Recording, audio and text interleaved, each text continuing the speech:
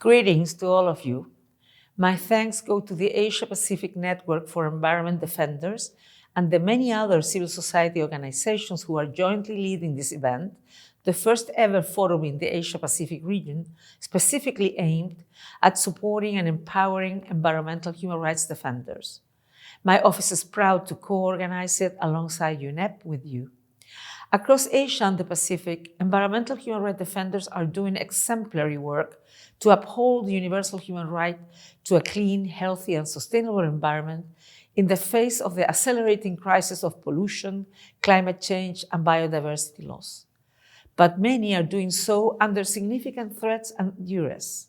Asia is the world's second deadliest region after Latin America for land and environmental defenders. This is simply unacceptable. Environmental human rights defenders are harassed, harmed, and even killed in their work to protect their communities and environment against human rights abuses, whether related to extractive industry, large-scale development projects, intensive large-scale or monoculture agribusiness practices, and illegal logging and fishing. Women defenders face specific risks. In the Asia-Pacific region, there has been a growing trend of online and offline attacks against them.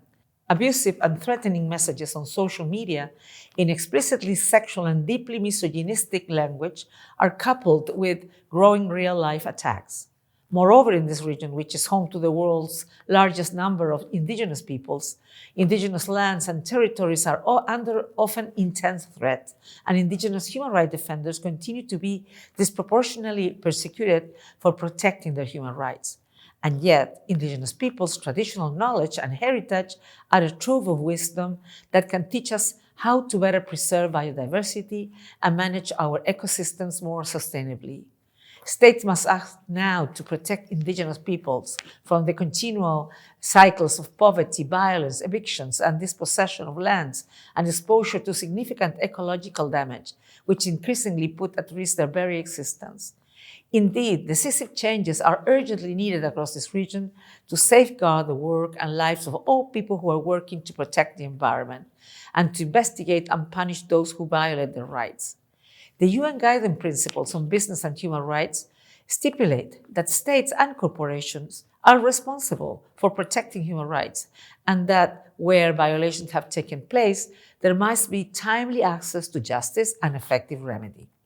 While I welcome the adoption of national action plans and strategies on business and human rights by some states in Asia, they often neglect the essential protection element, leading to little or no meaningful change for human rights defenders. In the Pacific, a national action plan has yet to be developed. It would be an opportunity to include protection.